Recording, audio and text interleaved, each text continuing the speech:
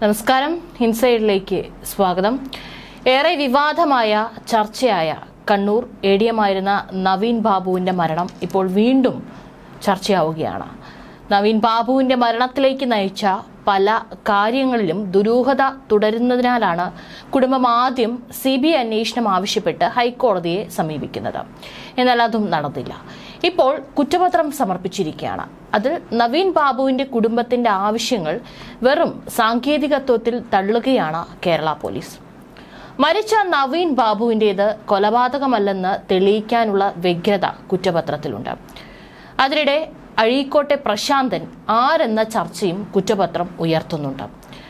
കളക്ടറേറ്റിലെ യാത്രയയപ്പ് യോഗത്തിന് ശേഷം നവീൻ ബാബു ഒരാളെ മാത്രമാണ് കണ്ടതെന്ന് കുറ്റപത്രത്തിൽ പറയുന്നുണ്ട്. വൈകിട്ട് 7ഓടെ അഴീക്കോട്ടെ പ്രശാന്തനെയാണ് കണ്ണൂർ മുനീശ്വരൻ കോവിലിന് സമീപത്ത് കണ്ടത്. അദ്ദേഹത്തെയും പോലീസ് വിളിച്ചു വരുത്തി കാര്യങ്ങൾ ചോദിച്ചറിഞ്ഞിരുന്നുവെന്ന് കുറ്റപത്രം പറയുന്നു. അതിനിടെ കുറ്റപത്രത്തിനെതിരെ നവീൻ ബാബുവിന്റെ കുടുംബം കോടതിയെ സമീപിച്ചേക്കും എന്നുള്ള സൂചനകളുമുണ്ട്. തങ്ങളുടെ ആവശ്യങ്ങളൊന്നും പരിഗണിച്ചില്ലെന്ന് അറിയിക്കും. പെട്രോൾ പമ്പിന് അനുമതി നൽകിയ പ്രശാന്തിനെ പ്രതിയാക്കാത്ത സാഹചര്യവും ചർച്ചയാക്കും. പ്രശാന്തിന്റെ ഇടപെടലാണ് PP ദിവ്യയുടെ ഭീഷണിയിലേക്ക് കാര്യങ്ങൾ എത്തിച്ചതെന്ന് വ്യക്തമാണ്. എന്നിട്ടും ഇത് കുറ്റപത്രത്തിലേക്ക് വരുന്നില്ല എന്നതാണ് അത്ഭുതകരമാകുന്നത്. മുൻ ADM നവീൻ ബാബു ജീവനൊടുക്കിയ കേസിലെ പ്രതി കണ്ണൂർ ജില്ലാ പഞ്ചായത്ത് മുൻ പ്രസിഡന്റ് PP ദിവ്യ മാത്രമെന്നാണ് കുറ്റപത്രം പറയുന്നത്. അതായത് ഏക പ്രതി PP ദിവ്യ മാത്രമാണ്.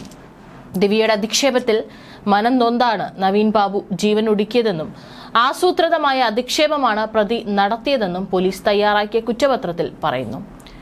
നവീൻ ബാബുവിന്റെ യാത്രയയപ്പ് ചടങ്ങിലേക്ക് സ്വകാര്യ ചാനലിനെ ദിവ്യ വിളിച്ചു വരുത്തിയതാണെന്നും കുറ്റപത്രം വ്യക്തമാക്കുന്നുണ്ട്.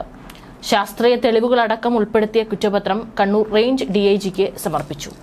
DIGയുടെ അനുമതി കിട്ടിയാൽ ഉടൻ കുറ്റപത്രം കോടതിയിൽ സമർപ്പിക്കും. നവീൻ ബാബുവിന്റേത് ആത്മഹത്യ തന്നെയാണെന്നും കൊലപാതകത്തിലേക്ക് നയിക്കുന്ന ഒന്നും ശാസ്ത്രീയ പരിശോധനയിൽ കണ്ടെത്താൻ കഴിഞ്ഞിട്ടില്ലെന്നും അന്വേഷണ സംഘം വ്യക്തമാക്കുന്നത്. കേസുമായി ബന്ധപ്പെട്ട് നവീന്റെ കുടുംബാംഗങ്ങൾ അടക്കം 82 പേരുടെ മൊഴി അന്വേഷണ സംഘം രേഖപ്പെടുത്തിയിരുന്നു. നവീൻ ബാബു തൂങ്ങി മരിക്കാൻ ഉപയോഗിച്ചതെന്ന് കരുതുന്ന പ്ലാസ്റ്റിക് കയറിന്റെയും അടിവസ്ത്രത്തിൽ കാണപ്പെട്ട കറയുടെയും വസ്ത്രങ്ങളുടെയും ശാസ്ത്രീയ പരിശോധനാ ഫലങ്ങൾ ആത്മഹത്യയിലേക്ക് വിരൽ ചൂണ്ടുന്നതാണെന്നും കുറ്റപത്രത്തിൽ പറയുന്നു.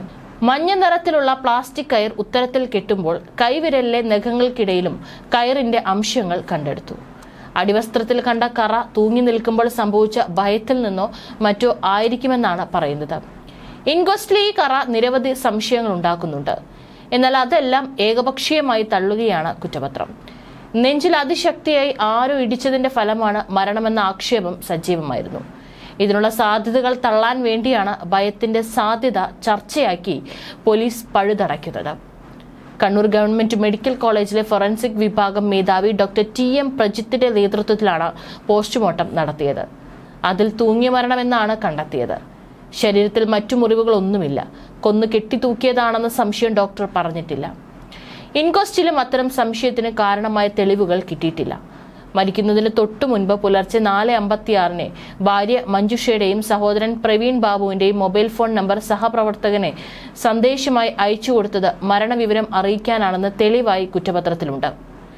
എന്നാൽ നവീൻ ബാബുവിന്റെ ഫോണിൽ നിന്നും മറ്റൊരാൾ അയച്ചതാകാനുള്ള സാധ്യതയിലേക്ക് പോലീസ് അന്വേഷണം പോയില്ല. നവീൻ ബാബുവിന്റെ മരണവുമായി ബന്ധപ്പെട്ട് കുടുംബം ഉന്നയിച്ച ആരോപണങ്ങൾക്കും കുറ്റപത്രത്തിൽ മറുപടി പറയുന്നുണ്ട്. നവീൻ ബാബുവിന്റെ 2 ഫോണുകളിലും ആത്മഹത്യക്കുറിപ്പ് ഉണ്ടായിരുന്നില്ല. പോലീസ് സംഘം മൃതദേഹത്തിലും മുറിയിലും വിശദമായ പരിശോധന നടത്തിയെങ്കിലും ആത്മഹത്യക്കുറിപ്പ് ലഭിച്ചില്ല. അടുത്ത ബന്ധുക്കളുടെ സാന്നിധ്യത്തിൽ വേണം ഇൻക്വസ്റ്റ് തയ്യാറാക്കേണ്ടത് എന്നത് നിർബന്ധമല്ല. മരണം നടന്ന് 4 മണിക്കൂറിനുള്ളിൽ ഇൻക്വസ്റ്റ് നടത്തണമെന്ന് സർക്കുലറിലുണ്ടെന്നും വിശദീകരിക്കുന്നുണ്ട്.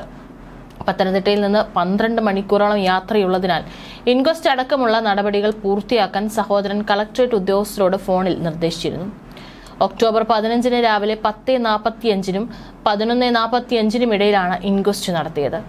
15 രാത്രി 11ഓടെയാണ് നവീൻ ബാബുവിന്റെ ബന്ധുക്കൾ സ്ഥലത്തെത്തിയത്. പത്തനംതിട്ടയിൽ നിന്ന് ബന്ധുക്കൾ വരുന്നതുവരെ മൃതദേഹം സൂക്ഷിക്കാൻ കഴിയുന്ന അവസ്ഥയിലുമായിരുന്നില്ലെന്നും പോലീസ് പറയുന്നു. കളക്ടറേറ്റ് ഉദ്യോഗസ്ഥരോട് ഇൻക്വസ്റ്റ് നടത്താൻ നിർദ്ദേശിച്ചിട്ടില്ലെന്നും സഹോദരൻ പലവട്ടം പറഞ്ഞതാണ്. ഇത് പോലീസ് മുഖവിലയ്ക്ക് എടുക്കുന്നില്ല. 2024 ഒക്ടോബർ 14 ADM നവീൻ ബാബുവിന്റെ യാത്രയയപ്പ് ചടങ്ങിന് ക്ഷണിക്കാതെ എത്തിയ അന്നത്തെ ജില്ലാ പഞ്ചായത്ത് പ്രസിഡന്റും CPM ജില്ലാ കമ്മിറ്റി അംഗവുമായ PP ദിവ്യ അധിക്ഷേപ പ്രസംഗം നടത്തിയത്. തൊട്ടടുത്ത ദിവസം ക്വാർട്ടേഴ്സിലെ ഉത്തരത്തിൽ നവീൻ ബാബു തൂങ്ങി മരിച്ചെന്നാണ് കേസ്. തുടക്കത്തിൽ അസ്വാഭാവിക മരണമായിരുന്നെങ്കിൽ വൈകാതെ PP ദിവ്യക്കെതിരെ ആത്മഹത്യാ പ്രേരണത്തെ പോലീസ് കേസെടുക്കുകയും അറസ്റ്റ് ചെയ്യുകയും ചെയ്തു. ഇതോടെ ജില്ലാ പഞ്ചായത്ത് പ്രസിഡന്റ് സ്ഥാനത്തു നിന്നും പാർട്ടി ചുമതലകളിൽ നിന്നും CPM ദിവ്യയെ ഒഴിവാക്കുകയും ചെയ്തു. PP ദിവ്യയുടെ ജയിൽവാസവും രാജിയും ഒഴിച്ചാൽ ADMന്റെ മരണത്തിലേക്ക് നയിച്ച സാഹചര്യത്തിലെ പല കാര്യങ്ങളിലും ദുരൂഹത ഇപ്പോഴും തുടരുകയാണ്. പള്ളിക്കുന്നിലെ ക്വാർട്ടേഴ്സിൽ നവീൻ ബാബു ജീവനൊടുക്കിയ സംഭവത്തിൽ തുടക്കത്തിൽ ഉയർന്ന പല ചോദ്യങ്ങൾക്കുമാണ് ഇപ്പോഴും ഉത്തരമില്ലാത്ത അവസ്ഥയുള്ളത്. നവീൻ ബാബുവിന്റെ മരണം ആത്മഹത്യയാണെന്ന് ധൃതി പിടിച്ച് തീരുമാനിച്ചതിന്റെ പിന്നിലും ഗൂഢാലോചനയുണ്ടെന്ന് സംശയിക്കണം. ഈ ആത്മഹത്യാ തിയറി വിജയിപ്പിച്ചെടുക്കാനാണ് ദിവ്യയെ അറസ്റ്റ് ചെയ്യുന്ന സാഹചര്യം ഒരുക്കിയതെന്നും ജാമ്യം കിട്ടുന്ന സാഹചര്യം സൃഷ്ടിച്ചതെന്നും സംശയങ്ങൾ ഉയരുന്നു. നവീൻ ബാബുവിന്റേത് ആത്മഹത്യയാണ്, കൊലപാതകമല്ല എന്ന തിയറി വിജയിപ്പിച്ചെടുക്കാൻ ഇതിനു പിന്നിൽ പ്രവർത്തിച്ചവരുടെ ഗൂഢാലോചനയുടെ ഫലമായി മരണത്തിന്റെ യഥാർത്ഥ കാരണങ്ങൾ അന്വേഷിക്കാതെ മറച്ചുവെക്കുന്നു എന്നതാണ് സംശയം. പോലീസ് ഇതുവരെ ജനങ്ങളോട് പറഞ്ഞതനുസരിച്ച് നവീൻ ബാബു കളക്ടറേറ്റിൽ നിന്ന് പുറപ്പെട്ടതിന് ശേഷം 3 തവണയെങ്കിലും ഓട്ടോയിൽ കയറി കാണണം. വൈകുന്നേരം മുനീശ്വരൻ കോവിലിൽ നിന്ന് നവീൻ ബാബു ക്വാർട്ടേഴ്സിലേക്ക് പോയി എന്നാണ് പോലീസ് പറയുന്നത്. ആ പോയത് ഒരു ഓട്ടോയിലായിരിക്കണം.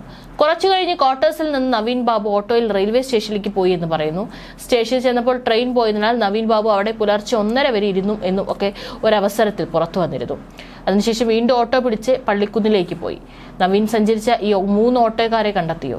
ഈ 3 പേരുടെ വിശദാംശങ്ങൾ കണ്ടെത്തിയോ? 3 തവണ ഓട്ടോയിൽ കയറുന്നതിന്റെ CCTV ദൃശ്യങ്ങൾ എന്തുകൊണ്ട് പോലീസിന് കിട്ടിയില്ല? ഇവിടെയാണ് ദുരൂഹത സംശയിക്കേണ്ടത്. കളക്ടറേറ്റിൽ നിന്നും ഡ്രൈവർ ഷംസുദ്ദീൻ മുനീശ്വരൻ കോവിലിന് മുന്നിൽ കൊണ്ടുവിടുമ്പോൾ നവീൻ ബാബു പറഞ്ഞത് ആരെയോ കാണാനുണ്ടെന്നാണ്. എങ്കിൽ പിന്നെ നവീൻ ക്വാർട്ടേഴ്സിലേക്ക് ഓട്ടോ പിടിച്ച് മടങ്ങിപ്പോയതോ? ഷംസുദ്ദീനോട് ക്വാർട്ടേഴ്സിലേക്ക് വിടാൻ നവീൻ ആവശ്യപ്പെട്ടാൽ മതിയായിരുന്നല്ലോ.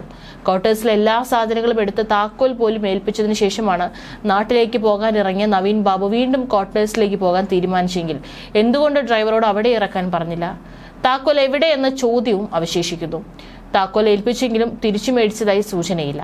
പോലീസിന്റെ ന്യായം രണ്ടാമതൊരു താക്കോൽ നവീൻ ബാബുവിന്റെ പക്കൽ ഉണ്ടായിരുന്നു എന്നാണ്.